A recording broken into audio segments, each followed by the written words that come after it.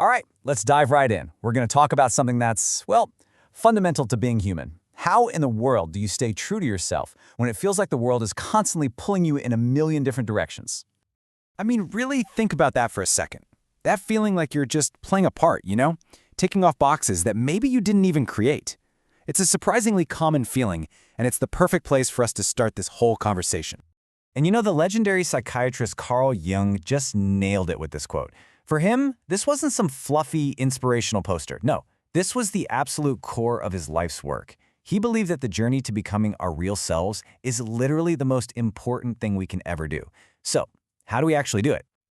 Well, first, we gotta understand the different parts that make us, well, us. And we're gonna start with the face we show the world, every single day. Jung had a name for this, the persona. Just think of it like your public profile. You're the good employee, the reliable friend, the perfect partner. Now, this isn't about being fake, exactly. It's a really useful tool that helps us all get along and function in society. The danger, though, is when we forget it's just a mask. And here's the real kicker. When we mistake that social mask for our entire identity, this huge disconnect starts to happen.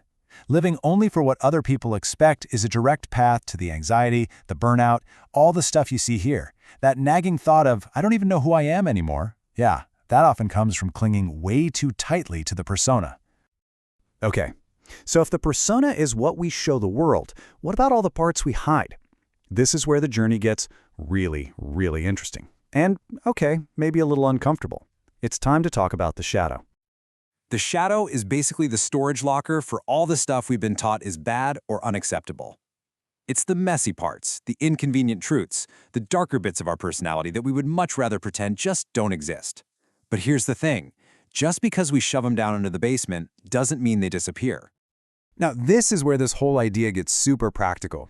Have you ever been just irrationally annoyed by someone? Maybe you can't stand how loud they are, or how ambitious, or even how vulnerable they seem. Well, Jung would say that intense reaction is a huge clue. It's often your own shadow being projected onto them, pointing a giant flashing arrow at a part of yourself you haven't dealt with yet. So this really lays out the two paths we can take, right? If you just keep repressing that shadow, it only gets stronger. It leaks out as judgment, it creates these unhealthy patterns. But integrating it, actually looking at it, trying to understand it, that's where the magic happens. That's where you build real self-awareness and unlock so much energy. And this isn't just theory. Research actually links suppression to higher stress levels. And this leads us to one of Jung's most powerful and frankly kind of chilling ideas. You know those repeating patterns in your life? The same kind of relationship drama? The same career frustrations? The things you just call fate or bad luck? He argued that's often your unconscious shadow pulling the strings. Making it conscious is how you finally take the wheel. So, we've met the persona and we've met the shadow. What happens when we actually start to bring them together? That's when we begin what Jung called the journey to wholeness. And the most important word on this entire slide is process. Individuation isn't some destination you reach where you're suddenly perfect and enlightened. Nope. It's the ongoing, lifelong work of accepting all these different parts of you, the good, the bad, the public, the private, and weaving them together to become a more complete, more real person. For a lot of us, this whole journey gets kicked off by some major life event, Something that completely shakes up the world you've built and forces you to look at everything. These moments are absolutely painful, for sure, but they are also these incredible, powerful opportunities to figure out what's really going on inside. And it so often boils down to this one simple, but also kind of terrifying question. When you finally stop asking, what should I want, or what does everyone else want from me, and you truly, honestly ask yourself, what do I want? That's the beginning. That's the exact moment you start taking back your own life. So this is the big question, isn't it? If becoming your true self is so great, so liberating, why is it so hard? Why do we fight it so much? Well, the answer is, it's just plain difficult. Look, it's hard because it might mean admitting that the career you spent a decade building, or the relationship you're in, or the identity you've created just doesn't fit anymore. It means having conversations that absolutely terrify you. It might mean disappointing people you love. It's not the easy path, and it takes real, genuine courage. But, and this is a big but, it's not impossible. Not even close. So let's shift gears from the why to the how.